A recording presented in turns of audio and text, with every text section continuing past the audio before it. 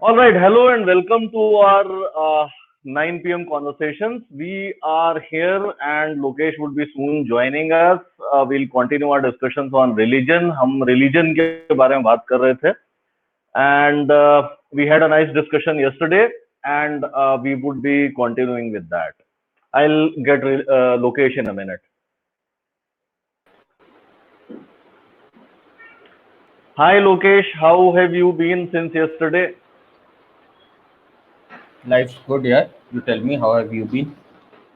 Good. I've been good as well. So, Lokesh, we'll continue with our discussion that we were doing yesterday. I'll just quickly summarize our yesterday's Yeah. conversation. We basically touched upon quite Okay. a few things. But one of the things that we briefly talked about was that religion is different from rituals. Rituals एक तरफ है, rituals से हम अक्सर religion से introduce होते हैं, but religion as an idea काफी vast या काफी different चीज है. Number two, the other thing that we talked about was that all religions have an idea where the life here on this earth is just a small subset of an eternal or a very long life, जिसको वो अलग अलग तरीकों से implement करते हैं. जो Indic religion जिन्हें हम कह सकते हैं, हिंदुइज्म, बुद्धिज्म, सिखिज्म, वो सारे के सारे रीबर्थ या आफ्टर लाइफ की तरफ चले जाते हैं. जबकि जो हम अब्राहमिक रिलीजन कहते हैं, इस्लाम या क्रिश्चियनिटी, वो जजमेंट डे और उसके बाद हेवन या hello, depending on your balance sheet. So that's an idea we find fairly consistent across at least the dominant religions that we see today. Third thing, and a very interesting thing that we talked about, was that animals do not have religion. Humans, for a long time in their history, were hunter-gatherers के बाद when we became agriculturists, एक नया set of problems happened. और वो नया set of problems इसलिए आया क्योंकि suddenly हम resources store कर सकते थे. और हम resources store कर सकते थे, इस वजह से हमारे बीच की लड़ाइयाँ ज़्यादा fierce होने लग जाएंगी. हमारे interaction से नई तरह की problems पैदा होंगी, जिनको solve करने के लिए हमें एक नई social technology या नए solution की ज़रूरत थी. And that social technology became religion. That was another thing that we talked about. I have a small question in this, and I'll come to it a bit later. Where we ended yesterday was the question that जैसे agriculture का आना, agriculture का main stream हो जाना ने एक नई social technology जो कि रिलीजन था उसकी जरूरत को क्रिएट किया. क्या पोस्ट इंडस्ट्रियल वर्ल्ड में हम एक ऐसी नई सेट ऑफ नीड्स देख रहे हैं जिसकी वजह से या तो एक नई सोशल टेक्नोलॉजी की जरूरत होगी, या रिलीजन्स में मेजर रिवैम्प की जरूरत होगी, या रिलीजन्स का स्वरूप या फॉर्म या फंक्शन चेंज होगा? So basically the question was, does post industrial world create the need for a newer form of religion? That's where we had left yesterday. And Okay. one interesting thing that we talked about was that monarchy या राजाओं वाला system continued to be the default system of governance for centuries. हजारों सालों तक चलता रहा. राजा होता था, उसके बच्चे राजा बनते थे. सडनली इंडस्ट्रियल रेवोल्यूशन के आसपास हर जगह से मोनार्कीज खत्म हो गई and democracy popped up. Maybe what we are saying is industrialisation कुछ ऐसी नई नीड्स क्रिएट की जिनकी वजह से हमें गवर्नेंस के सिस्टम में चेंज करने की जरूरत पड़ गई. And in that context the question becomes, does post industrialisation create more new needs which would create the need for a newer version of religion or a newer version of social technology to regulate the interactions between. So that's where we were. Yeah, that's where we were. And you had mentioned that you would want to touch on the example of monarchy in closer details. So over to you now.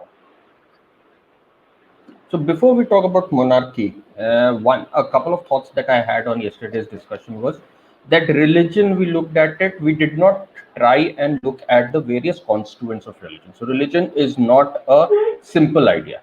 It's probably, it has multitudes of ideas. And Mm-hmm. can we, in some sense, look at those different pieces of it, which might be Okay. related, which might be unrelated? So one thing we talked Okay. about, so like you mentioned at the start, was rituals. Rituals is completely different thing, which probably got bundled into religions and is a way of practicing religion. Similarly, one Mm-hmm. of the ideas that we talked about was this concept of extending the life. So for an individual, life is infinite, of which a very small portion of that life is life on earth. Now that's again an idea Mm-hmm. which probably religion got integrated into religion, but it has like something nothing to do with rituals. Similarly, another idea could be the idea of a god or a supernatural force. And that could be an idea that we probably came up with much earlier than agriculture. So we had a lot of things happening Okay. around us. Nature played played wonders with us, and we had no ways to understand it. At times it was frightening, at times it was unpredictable. So probably we came up with a construct of trying to worship or please nature, which gave us all these animistic and these pagan or those kind of religions or those kind of gods or spirits that we started to either worship or please or appease. Or so that could be another idea that probably was in the works for a long period of time. Mm-hmm. Then there is this, then there could be another idea that we could look at, like you again mentioned yesterday, was that when we are in distress, you Mm-hmm. personally mentioned that you would like to have a friendly conversation with god. Well, that's Yes. that's probably Yes. another very different dimension of it, which got bundled in, that whenever we are under stress, whenever we are in distress, there it could be a very positive force that you have, Mm-hmm. there is somebody I can probably try and look up to, I can try and go to, maybe just as a construct, but it has powerful, and we know a lot of Implications. other implications of it, and maybe if we call it placebo or nocebo and those kind of implications, but this is again a very very powerful idea. Then there is this idea of that came up with religion and god, of was good versus evil, an Mm-hmm. explanation of a lot of good things happen here, there is evil, why should evil exist, why do people, so all I'm trying to say is, when we think about religion today, it is probably a lot of layers and a lot of different ideas which have come together, and each of these ideas could have come in with their own evolutionary cycles, with their own needs and the problems and the things they were solving, and they slowly started to bundle in, and somebody built a very powerful package which we today see as probably the Indic religions or the So, Abrahamic religions. by evolutionary cycle, I assume you are saying that जिस समय ये ideas आए होंगे, when these ideas came up, maybe they were in a different form.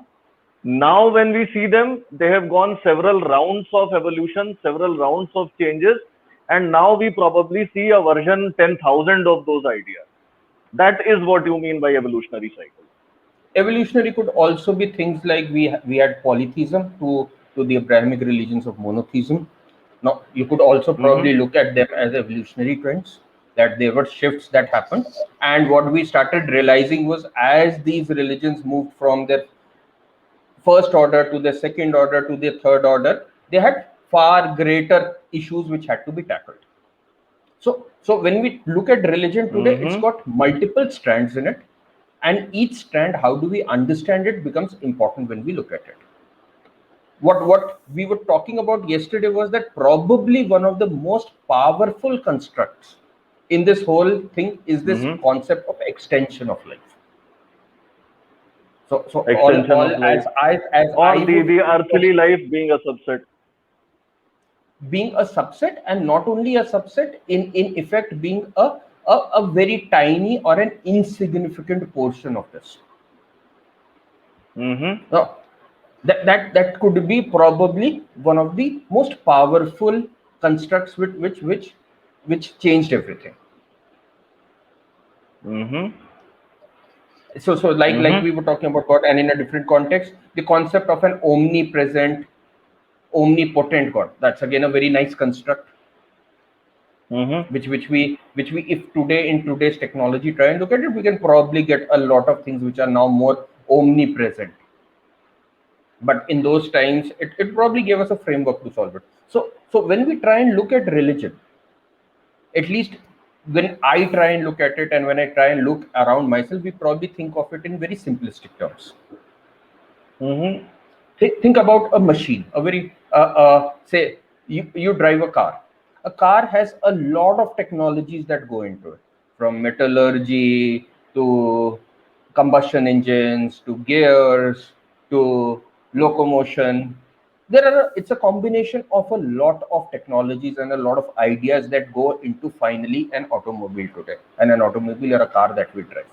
When we look at religion, we need to probably look at how this came together, what were the fundamental blocks of it, and it need not be just one single idea. Mm-hmm. But finally, when we look at it, there could be some ideas which today have far greater impact, or what are probably the more visible aspects of it. So this is something I think we should keep in mind, when at least when I try and understand it, and when we try and talk about it, I talk about it within my friends, I talk about it, we probably miss this aspect of it.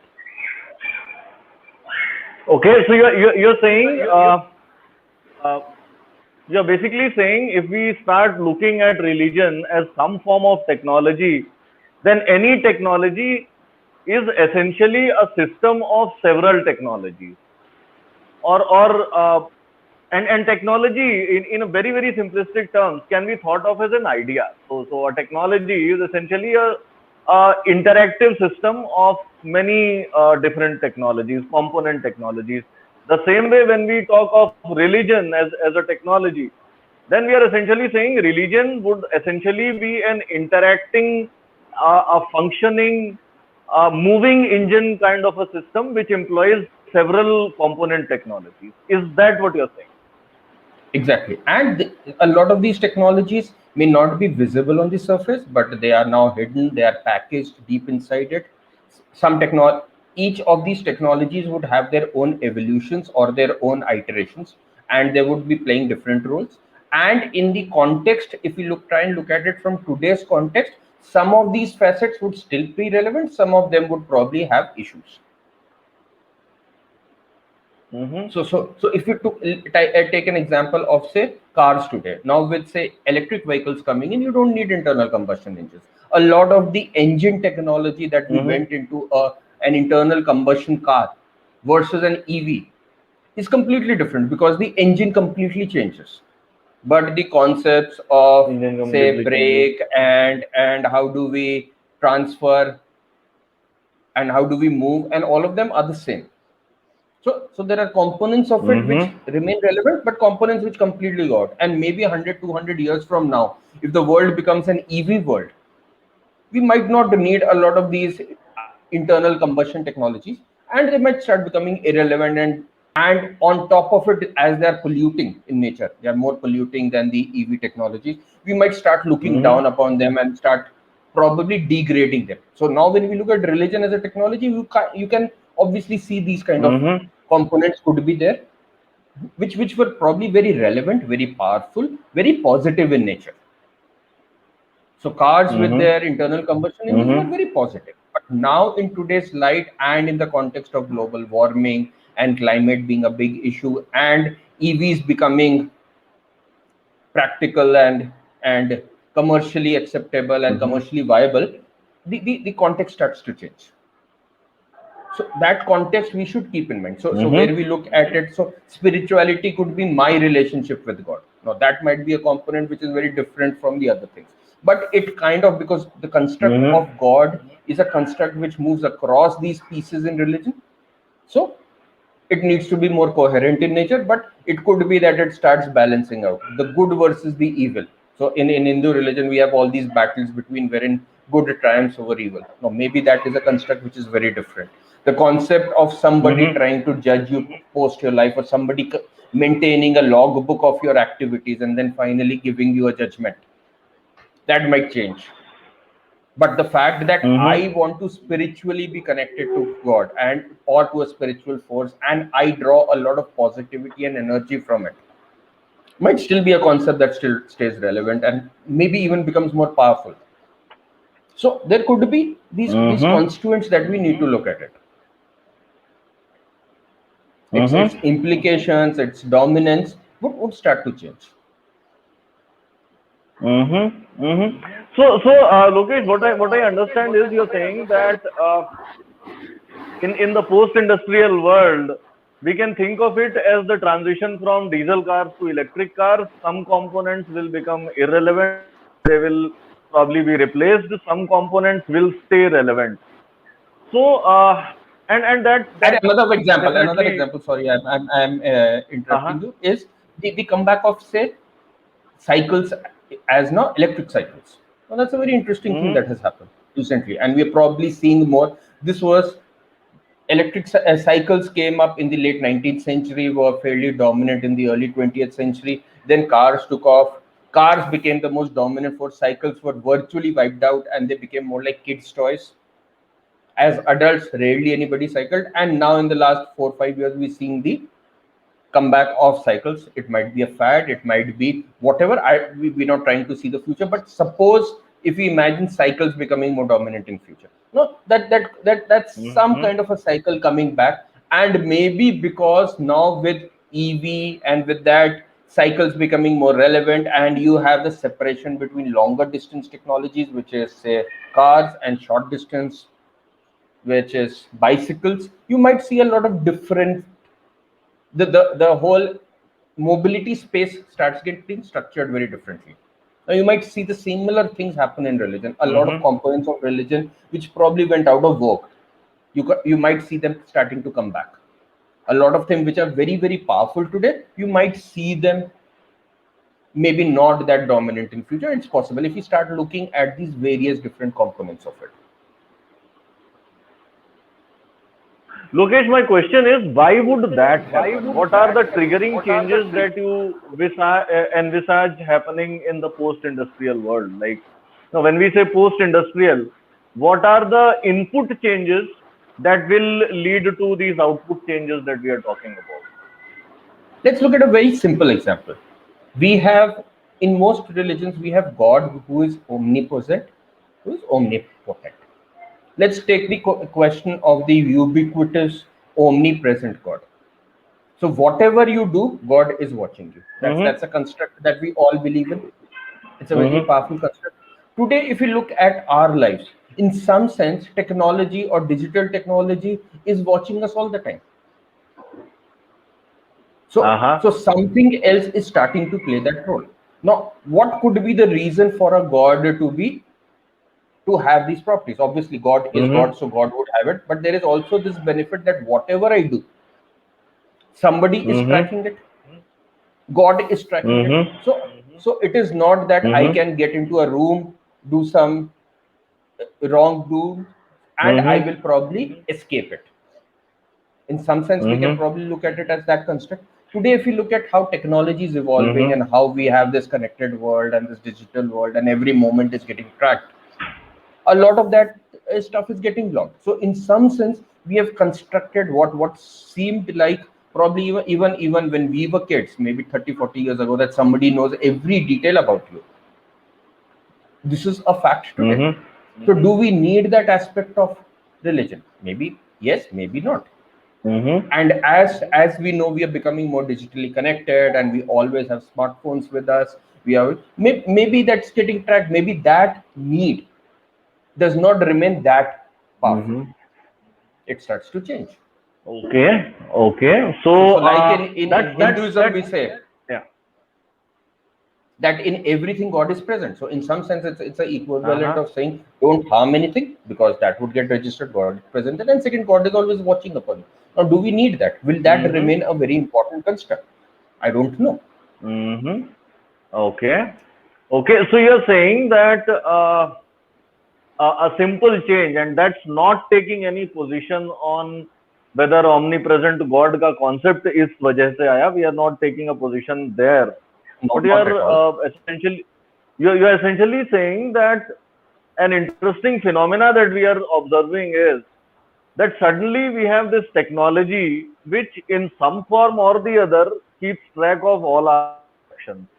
Interestingly, Absolutely. before this technology came up, the same task was done by omnipresent God. आप अकेले Yeah. कमरे में भी करते हैं, वो God देख रहा है और उसको रजिस्टर कर रहा है, अपना नोट कर रहा है. सिमिलरली आज Absolutely. टेक्नोलॉजी नोट कर रही होती है. Now, what will be the So implication of what it? I you're don't saying, know. so you're not saying that that would necessarily have an impact, but what you are saying is that a very important or an important task of the omnipresent God has been taken over by technology that may To or a may fair not have degree, an impact on the implementation of religion. or how we look at it, but this could be a change that starts to happen. Okay. This could be another change if you Okay. look at it is, and when we talked about life, today life has increased, the lifespan, the average life expectancy has increased. Mm-hmm. And what we can see, so today's COVID and the pandemic and the those issues notwithstanding, and I would be pretty hopeful in a year or two this will all get resolved. We'll go back to our normal life expectancy, and life expectancy is starting to reach our close to our theoretical maximums. Maybe even our theoretical maximums start Mm-hmm. getting extended. So, and what we see is that in our old age, we become dependent upon our relatives, our relationships. So, in some sense, what we accrued in till we reach that Mm-hmm. stage, in some sense, in the last few years, we are going through that. So, if you had good relationships with your kids, with your peers, with your friends, family, if you were a nice person, probably you will have a relatively nice old age. You will have Uh-huh. a more social old age. You will not be alone. You will have friends to talk to. You will have a peaceful time. Vis-a-vis, if you were very aloof, if you were this, you might have a very different time. So in some sense, maybe the cycle of life is getting played out to a greater extent than it was getting played out maybe a few hundred years ago Mm-hmm. today. And this starts to become even more. What we can imagine is with even greater increases in technology and science and biology, we will more and more people will probably live to the 90s, maybe to the hundreds.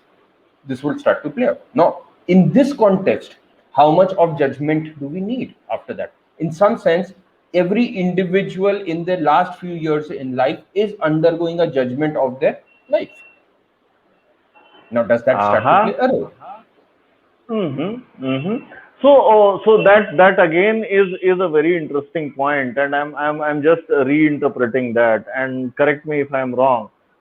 What you're basically saying is that with life expectancy increasing, अब जब हम देख रहे हैं कि लोग 80, 90, 100 तक survive कर रहे हैं, towards the end of our life cycles, बुढ़ापे में जिस समय हमारी डिपेंडेंसीज बढ़ जाती हैं, कहीं ना कहीं हमें पे बैक मिल रहा है.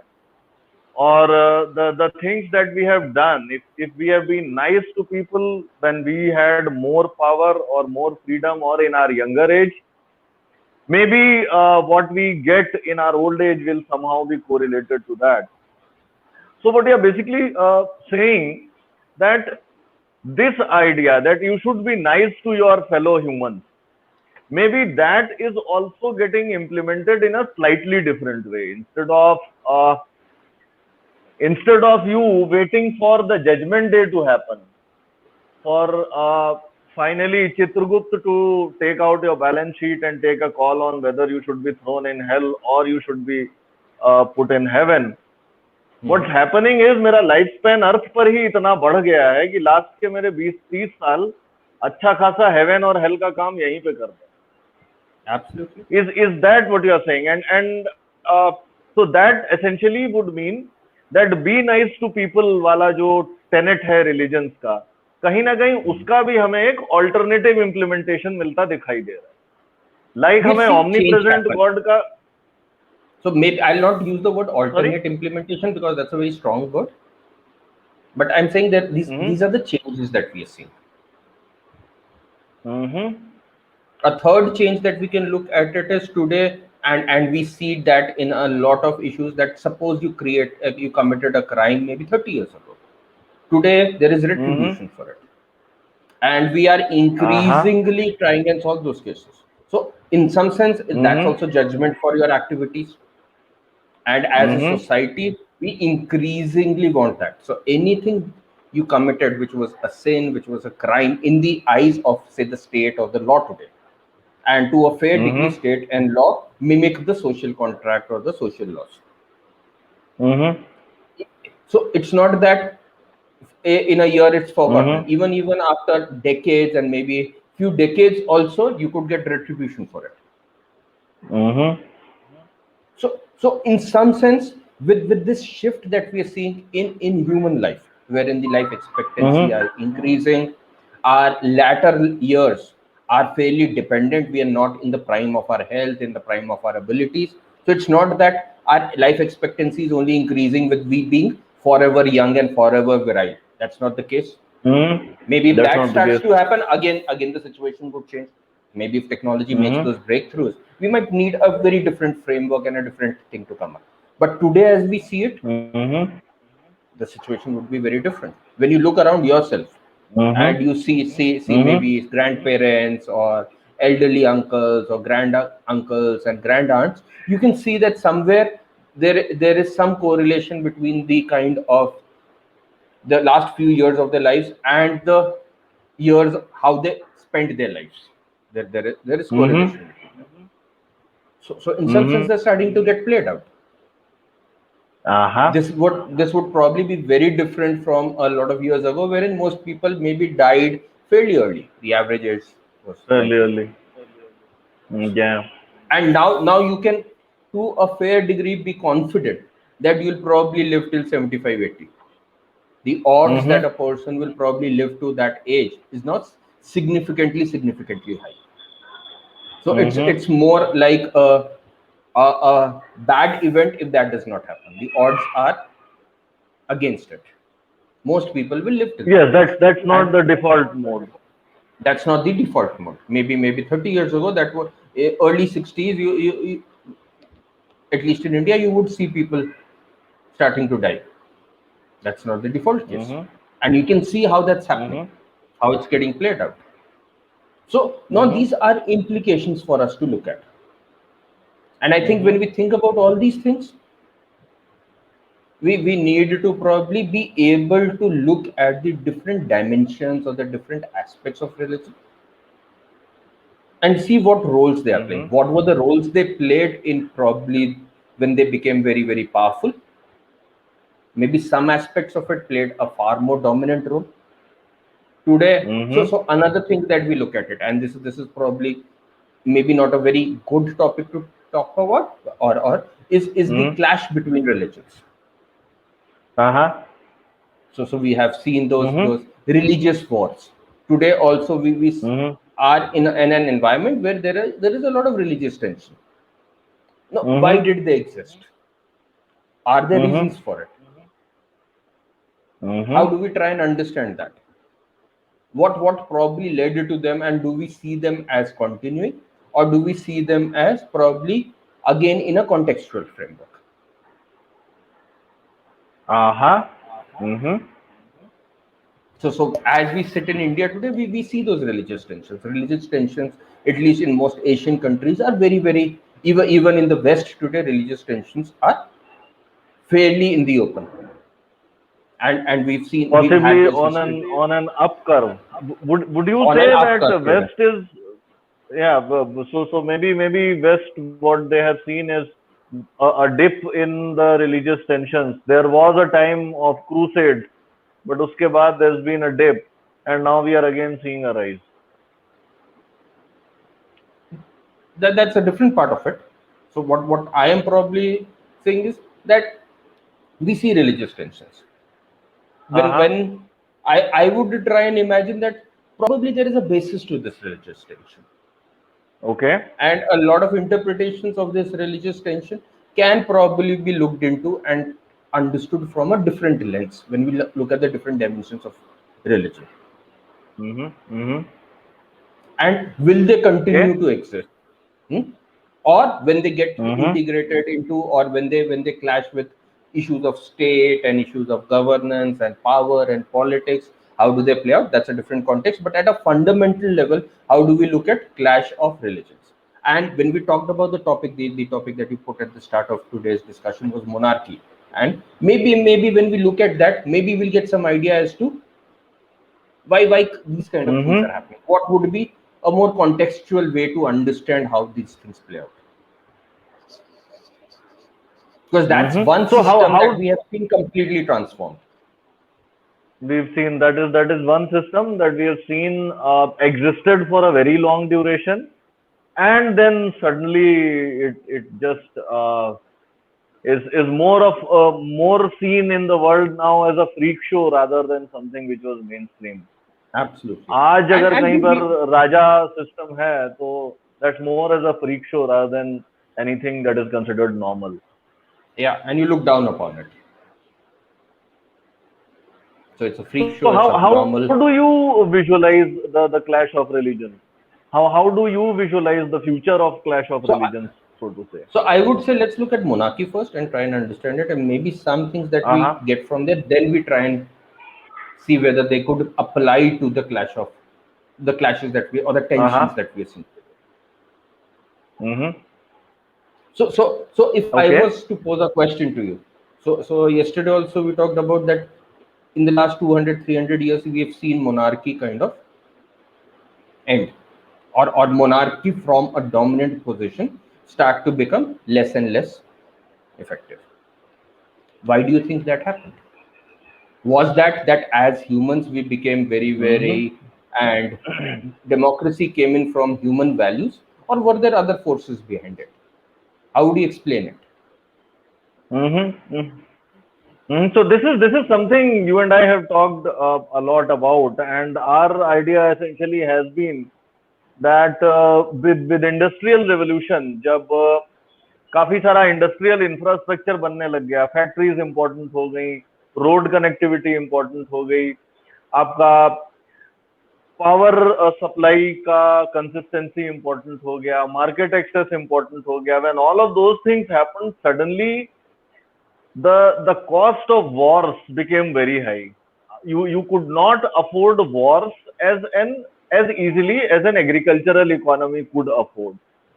So that sort of necessitated a way जहाँ पे ruler change हो सके without blood loss or without war. So basically, what industrial revolution created was a need for a non-war or a peaceful quote unquote method of the regime change, and democracy essentially is that. That's what has So so been so the broad lines of what we have typically talked about. Yes. so let's look at a hierarchical system. So any governance system is in some sense of a hierarchical system. Now that hierarchical system in some sense controls the power structure. And for a minute, if we Mm-hmm. make an assumption that as we progressed, as with agriculture and all that, a hierarchical system was a better solution to not having a hierarchical system to a chaotic system. So if Mm-hmm. we go back to say animal kingdom, there are some very basic hierarchies there, but beyond a point they don't exist. And in some animals we don't even see hierarchies, or very well Mm-hmm. defined hierarchies, but there is no chaos there.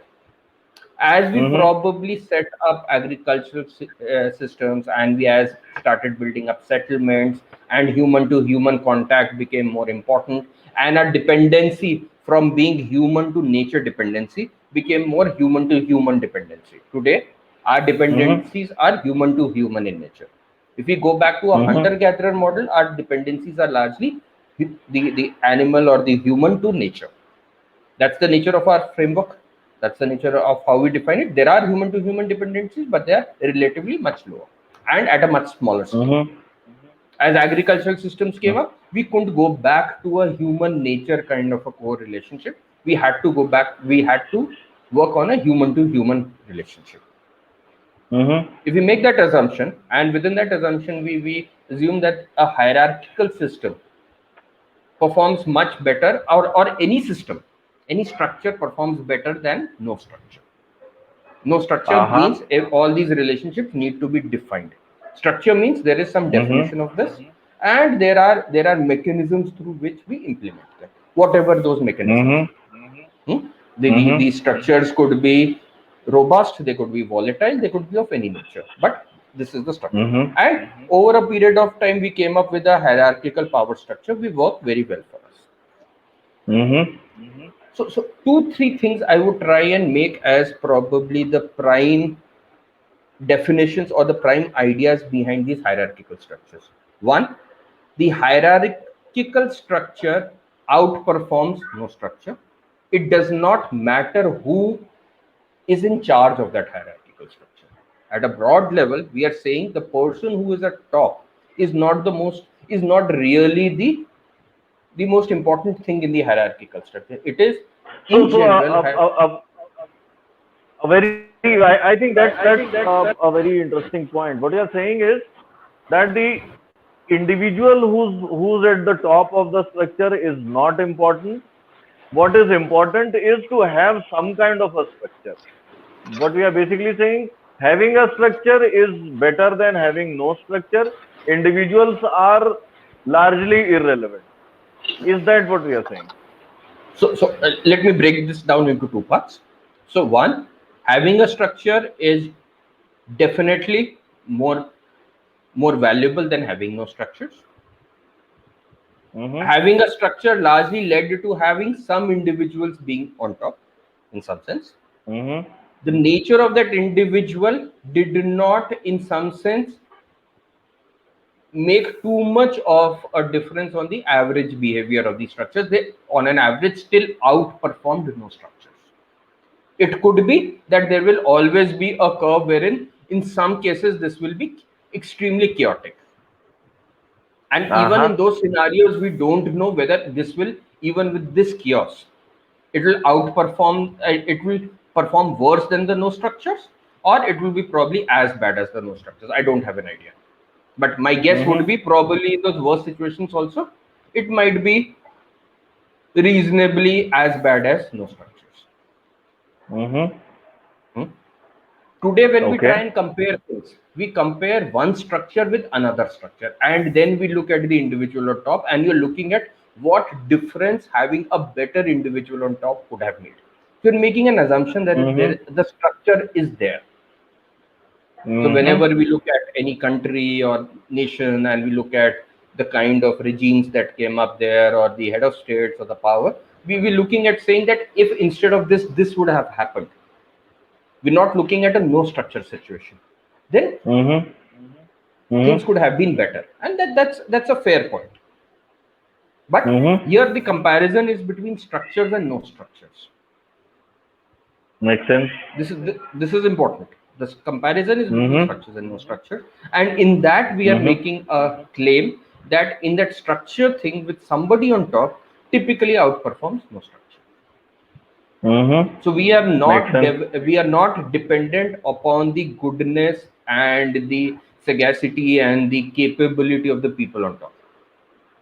It's the structure which outperforms. It's this construct that outperforms. And as this and because this construct is also not, it's an evolutionary concept. We would have evolved these structures evolutionary in an evolutionary mechanism. So good things. So like in a Darwin model, survival of the fittest. So these structures would have survived and scaled and evolved themselves. So we built up reasonably good structures. So this is the construct in which we need to look at monarchy. So monarchy came out to be the most important structure in which we could organize things. Having a good king or a bad king was really beyond a point not important to the average life of an individual. Having a structure was probably far more valuable. So that's the first aspect of monarchy. Typically, when we look at monarchy today and from a historical lens, we try and focus too much on the king or the policies and the regimes and all that. What at least would be an alternate way to look at it, that this was far more powerful. And in history, largely we are contrasting between two regimes or two structures, or what could have been better off. Now, once a monarchy started, or this kind of a structure started to come in, there were points of chaos this structure also had. So if you put a person in top, then there was a definite problem that probably came up was how do you transfer power, or how do you transfer the structure from one set of people to another set of people, or if there it was an individual from one individual to the other. There is this, and because there is so much alignment at stake, those became points of chaos. So if you go back, one simple model ended up being the succession rule. So you have a very clear line of succession, everybody knows. So if you go back to our epics, say the Ramayana and the Mahabharata, in some sense they are in some sense saying that this is how succession should happen, and if you abide by this succession, and if you abide by this structure, then a lot of good things would happen. My reading of the Mahabharata, and I've been very interested, and we should probably do a couple of discussions on the Mahabharata, is probably in a nutshell, Mahabharata is saying that the succession, if we keep succession well enough, then probably that is a very, very important part of dharma, or creates righteousness and creates a good life. In a nutshell, that's what they're saying. And if we get into issues there, a lot of chaos happens, which is what we see in the wars in Mahabharata. The great war. So let me stop you here. Are you saying, so one thing that you're saying is having a structure is better than having no structure. Individuals are relatively unimportant. That's number one. Number two, are we saying that the most critical variable in a structure is how do you solve transfer of power? Is that what we it appears that is what it appears, because even if when we look at it, that becomes a question, that how do you look at it. Then there is another, so what we came up in monarchy were a couple of ideas. The first idea was that how long should this person be in power, or how long should this person govern. Monarchy typically said till the king is dethroned or till the king dies, the king continues to be in power. So there is a simple structure they put in place. So monarchy says in a nutshell that till the king is sitting on the throne, the king is controlling the power structure. Now, how do you replace the king? Either the king dies, and which is where we get into the succession question, or the king gets dethroned. How does the king get dethroned? Typically, that is what we term as war. So those are the 2 points of chaos. Otherwise, the structure remains stable. No. At a second step, let's start analyzing. Okay, so this again is let me stop you here, Lokesh. This again, I think, is a very interesting point. What you are basically saying is, अभी तक हम ये कह रहे थे individual is not important. Now we are saying that even the structure is not important. What is the only variable that is important is that I have a structure. So वो जो points हैं जहाँ पे structure breakdown करता है, for example, when a king dies. I'll for a minute stop you. Only structure is important. So the structure, because it came through evolution. So it is not that any random structure has come. So keep that in mind. So keep that in mind that these things did not come that because you thought of it one day and suddenly a structure came up. All these were evolutionary. So by evolutionary, we mean that they would have had some good things for them to propagate. If I just use the natural selection phenomena or survival of the fittest, as Darwin would have said. So these structures were evolutionary. These structures were not dreamt up in a night. So just keep that in mind. So the structure is evolutionary. Fine. But once the structure comes in place, the leader is not the critical. The structure is more critical than the leader. Okay, you that are saying today again in democracy. In democracy, we see the same thing. We value democracy more than the leader. We believe that if we had a poor choice as a leader, but if democracy is protected, things will come back. That's the belief system. Again, we're saying the same thing, that the structure is far more important. The leader is that the structure creates a leader. But what is more powerful, what is more valuable is the structure. We see the same construct in Mm-hmm. democracy. Mm-hmm. So what you are saying is the contents or the inner structure of the structure has come about through an evolutionary cycle. उसके evolutionary cycles होते जा रहे हैं. That's what has created the internal structure or the internal workings or the engineering of the structure. They have not come up like Archimedes running Eureka one day and Yeah, they've not come up. They've not overnight. helicopter landed Yeah. on something. Now, the other thing we are saying is, once we have a structure that has evolved to whatever it is, then the critical points become points of inflection, points of disturbance or the discontinuities, and those discontinuities are जिस समय राजा मरता है या जिस समय हमें power transfer करने की जरूरत. These are what we are identifying right now. There could be more. There or could they be could more. be different. We are just identifying 2 points of discontinuity or inflection here. So here And- we are and not that- very certain that these are the only points or these are the right identifications, but we are making a hypothesis here. We are making a hypothesis that the system or the structure has evolved through evolutionary cycle. Now, once I have that system or that structure, the critical points for me become those discontinuities. Discontinuities essentially may mean when power is being transferred. With monarchy, it was when the king dies. Once you accept the idea that a king would be a lifelong king. In democracy, obviously, we have different methods. But again, even democracy, the constitution, a significant energy of the entire democratic machinery also goes towards solving those points of discontinuities. Power transfer Absolutely. kaise So hoga? we'll come to that as we probably understand it, but let's go back to monarchy because monarchy is probably more Uh-huh. easier to understand here. So we have identified it. I would try and make another assertion here. So if something came up through evolution, if the structure evolved, it is very likely that evolutionary things don't have agency in them. And what I mean by that is that structure, if it had a huge amount of dependence on who was on top, then it would have been inherently unstable. So imagine a structure which is heavily dependent upon who is the person on top. Now, chances are, or again, a claim being made here is evolutionary, those structures would have probably collapsed some point in time. They would have been inherently unstable.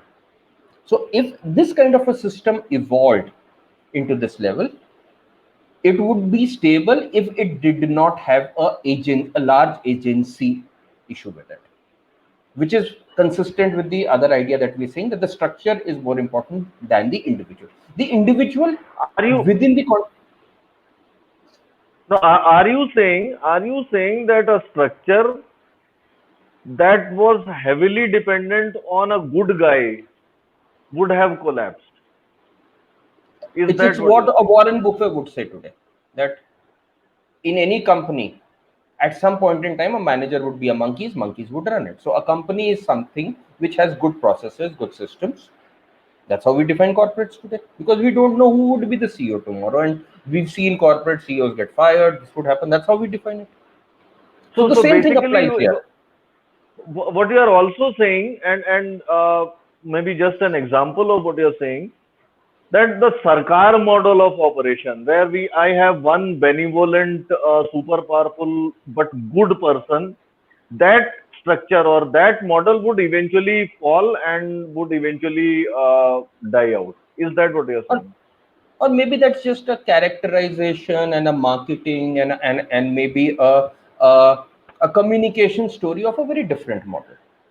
Okay. So you are saying that might be very different, but in most cases we don't want to understand the inner workings of things. We want to look at it from it is marketed as a Sarkar model. Maybe it is just a structure model and individual there is really irrelevant, but it is marketed as a Sarkar model where the individual is because every individual needs to have a so you market it differently. So like in the case of religion, No, still the core point still remains that a structure, and we were talking about evolutionary cycles of structures. A structure which is heavily dependent on a certain kind of individual or a good individual, that would eventually fall.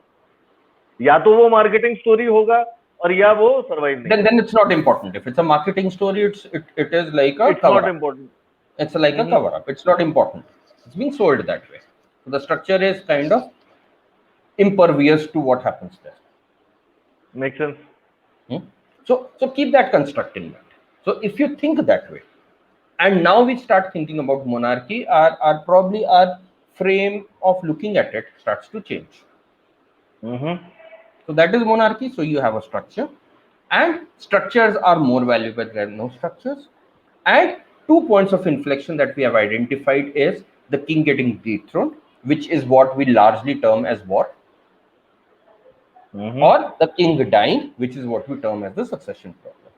So if we try and understand these 2 points around it, maybe we can understand the monarchical systems better. The third thing they did was, rather than so if you look at history, there have been very interesting things around making them periodic, making them some other kinds of transition frameworks in play. But monarchy largely came down to this idea that a king is a king for life, and then you struggle and you prove yourself through war. And now when we start looking at it, these are very interesting ideas. What does war do? In some sense, and this could probably be a topic for a complete separate discussion, a war can be considered as a Darwinistic natural selection problem. So what did Darwin say in the theory of evolution? That the survival of the fittest. So war is a survival of the fittest mechanism. So in some sense, even this has an evolutionary mechanism built into it. And if we start looking at it deeper, we'll probably see a lot of examples of that from history. So if you look at it from that perspective, yes, war is violent, but maybe war was not necessarily bad. So violence was there. It was unfortunate that people died. It was unfortunate that blood was shed. But maybe it was a solution of a larger problem. The other problem was that succession problem. That was a guaranteed kind of a chaos that the system would periodically, or stress that the system would periodically face. And we see that in history that a lot of solutions came up to solve it, and a lot of chaos came up to solve it. So again, if you look at maybe the Indian scriptures, and maybe because we come from India and we come from the Hindu scriptures, my reading of the scriptures is that they probably stress on this concept of succession and smooth succession as guaranteeing that, because they identify this as the stress point. So if you look at, and for a minute, and maybe as we end today's discussion, maybe just this as a thought, if you look at Ramayana and Mahabharata, we don't see the states change. We don't see the monarchies change in them. Kings change, but the concept of those kingdoms, the kingdoms don't change largely. What you are saying is Ram did not usurp Lanka. Neither Kishkinda nor Lanka. He did not do it. Even if we do a finer reading of Mahabharata, we would see that there were a couple of points wherein kingdoms were usurped. Dronacharya split Panchal into 2. Now that's a bad thing to do in some sense. Hastinapur was split into 2 parts, which was Indraprastha and Hastinapur. Again, those are in some sense points of instability being introduced there, because if you start splitting up monarchies, or if you start changing them, this would happen. Only question was, again, they proposed a system. The monarchies are stable, but there is a system around it. And the other system is the system of succession. So if you look at Ramayana, there are these 3 kingdoms, Ayodhya, Kishkinda, and Lanka. And there is again this question of how succession would happen. So Dashrath is succeeded by Lord Ram, and there is an issue with Bharat that we see there. There is an issue in Kishkinda when Bali is killed, and Bali dies and he's succeeded by his younger brother, and in Lanka wherein Ravan is succeeded by Vibhishan. So these kingdoms are first not usurped and we see succession, and with succession getting solved we see peace coming back. We see a similar concept in Mahabharata, and when this succession issue runs into problem, we see the great war of Mahabharata take off. So if we keep these two ideas as very core ideas, and then there have been implementations around it, we probably can start looking at how monarchy in a slightly different light, and then see that what changed with the advent of industrial revolution. Did industrial revolution change the structure or create some issues with the structure and its workings? So there is a system, there is a structure. It has these points of inflection or chaos. It has ways to solve it. It has wars as a policy of natural selection, which prevents decay. Otherwise, a kingdom would just continue to decay. War prevents it. So if a king is really bad, obviously that king will lose a battle. And change happens and stability starts to come back. Now, did this was the system prior to industrial revolution. Did industrial revolution fundamentally alter some of the assumptions? And if these assumptions got altered, then how did we try and resolve it? And are the current systems of democracy and the old systems of monarchy very similar in nature, or how are they different? What are their commonalities, similarities, and what are their differences? So the question now becomes: does industrial revolution introduce changes in the mix, which sort of created changes or changed some variables for the content, the structure of the system, the components or the inner engineering of the system, and then also the dynamics of how do you solve those discontinuities? That's the question we are talking about. Yeah, so that's the question we should look at, and probably the answer lies in the single word called war. Because in the monarchical system, as we discussed, we saw a point of stress or inflection, and a fundamental solution in a monarchical system was war. And in this construct where we are looking at it, we are saying that war is violent, war has issues, but war is not inherently bad. And in this structure, when we are looking at it, we are using these forces of human greed, pride, everything to create war, but war is probably a more fundamental idea. Why it happens could be for different reasons. What we are basically saying is war, the utility of war came from the fact that wars prevented the decay of a kingdom. And before the kingdom went into decay, war would happen, somebody else would, the king would war change. Not only prevented that, war also forced kingdoms to innovate, to be on the cutting edge of technology. So if we look back in history, most of the technology was war technology. War technology. So it drove innovation. It drove that. So wars were the drivers in some sense. And they helped clean up the system also. They helped the system come back into health. They nursed the system back into health. That was the construct of monarchy. So in a monarchical system, war was the most critical piece to keep the system in play. It did two functions. It forced innovation, so it created a positive system, a system that was continuously innovating, improving, becoming better, and it prevented decay. All the parts which were decaying, it had a natural way to solve that decay. This was the construct monarchy came up with, and which is why probably it was a very nice idea. What we need to understand is that in that context, wars became very important, and was that a great idea? So in an evolutionary sense, we chose wars as the instrument through which to build healthy systems. War War was the winning solution. was the instrument. Mm-hmm. So this is the construct we need to understand. This is a very interesting idea. What we are basically saying is that war was the winning solution to create healthy kingdoms, or to sort of keep them striving for innovation, like we said, and obviously prevent their decay.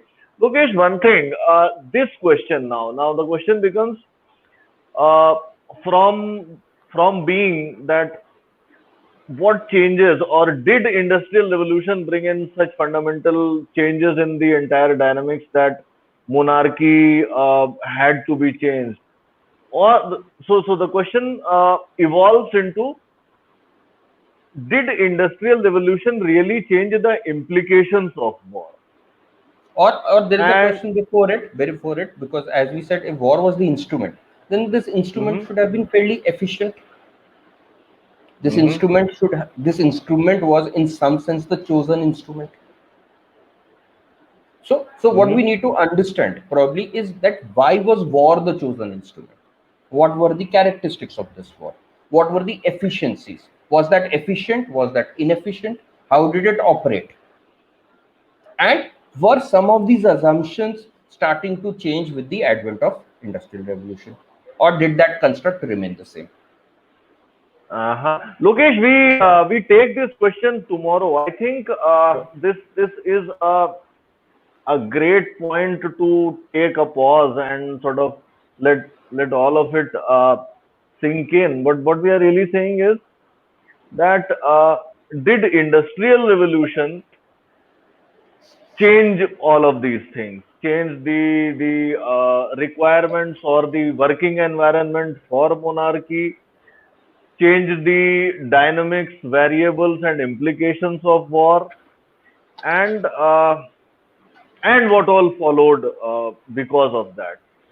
Or in a I nutshell, think we I could think that's also phrase it at, did wars from being an efficient tool become a very inefficient and a become an inefficient tool. efficient tool? That could also be just maybe Mm. in a nutshell, if that is what we That end up concluding. We'll that's not a discuss it.